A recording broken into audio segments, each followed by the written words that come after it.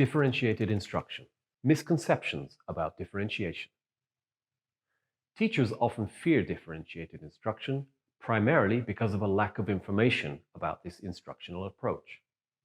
There are quite a few misconceptions and myths about differentiated instruction techniques which may prevent teachers from employing it in their classrooms. Other times, teachers might view differentiation as a magic solution to all problems they face while teaching. The reality, though, can be rather different. In this video, we will look at some of these myths and misconceptions and provide clarifications to encourage teachers to move forward with differentiated instruction. Misconception number 1. Differentiation is the same as individualization. Reality. Differentiation is not synonymous with individualization. While differentiating the instruction, teachers are not expected to write individual lesson plans for every student.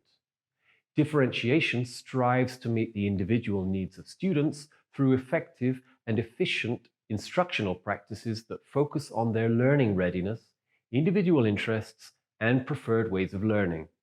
This does not in any way entail the development of 25 to 30 individualized lesson plans for each student. Misconception number 2. In a differentiated classroom, every student will do something different. Reality.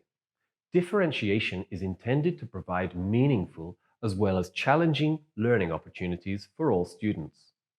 This instructional approach lets teachers empower their students by accommodating their preferred learning styles. So teachers include activities to engage all learners, whether visual, auditory, or kinesthetic. While you should certainly consider your students' readiness levels, interests, learning styles, and so on when planning for differentiation, not all students need to do something different at all times. Sometimes the students might be better served by forming groups and doing group projects, or independent or self-directed studies.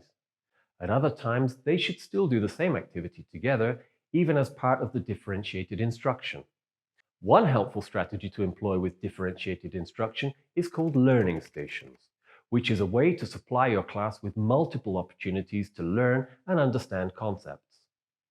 Misconception number 3. Differentiation can do magic and resolve all the issues you face when teaching multi-level classes. Reality. Differentiation cannot resolve all the issues you have with your teaching situation, and it won't magically improve your students' achievement instantaneously.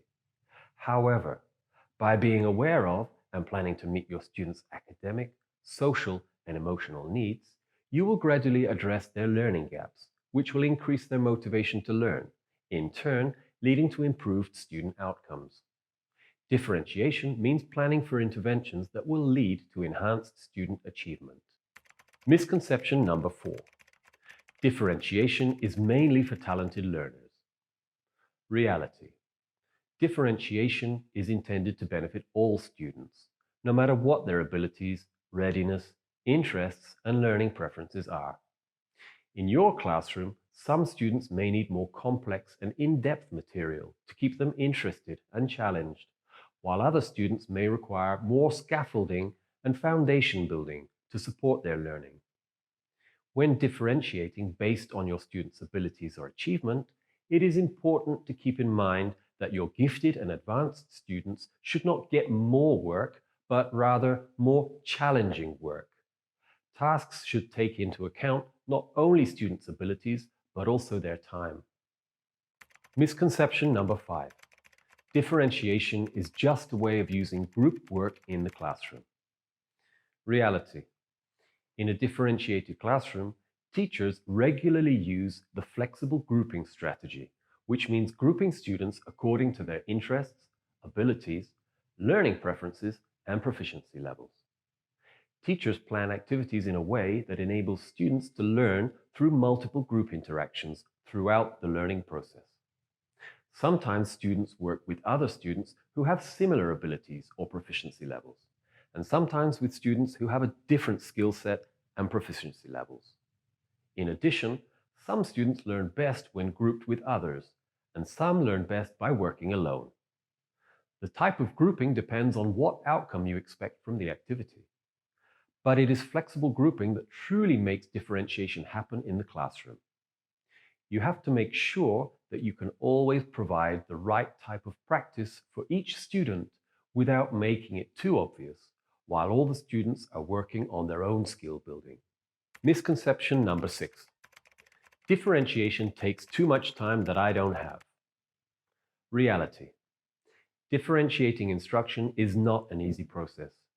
It does require some time to identify what is essential for your students to know, be able to do, and understand, to figure out how best to provide engaging experiences to your students for them to master concepts and skills, to present information with a multisensory approach that every student can benefit from, to create effective assessment strategies that can evaluate where students are at in the learning process, and finally, to offer a choice of multiple types of assignments that let your students demonstrate their knowledge to the best of their ability.